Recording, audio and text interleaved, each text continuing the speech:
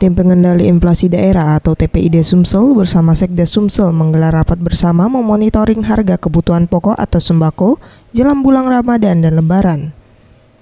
Di mana dari pembahasan, harga sejumlah kebutuhan pokok yang dijual pedagang masih cenderung normal.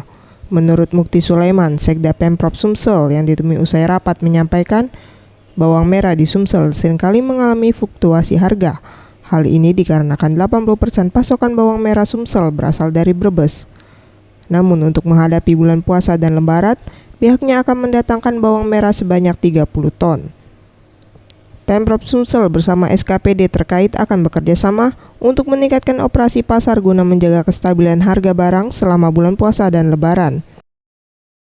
Memperlancar, menyajikan data yang akurat agar ketersediaan bahan pokok, bahan makanan ini betul-betul nanti bisa tersedia dengan baik. Bawang merah itu memang ya kita itu ambil dari Brebes, ya. Nah awal puasa itu 1 kontainer akan datang sini, ya tidak ada persoalan, ya kan?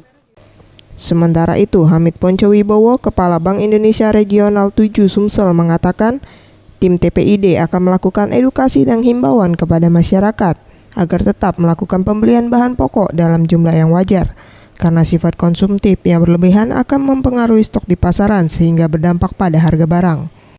Kita akan coba untuk memberikan edukasi kepada masyarakat, jangan sampai nanti kemudian mereka pembelinya berlebihan, karena kita tahu bahwa bulan ini bersamaan dengan pembayaran gaji ke-14 ya, 2 kali kan, intinya jangan sampai kemudian mereka terus berlaku konsumtif ya dengan membeli barang-barang ini.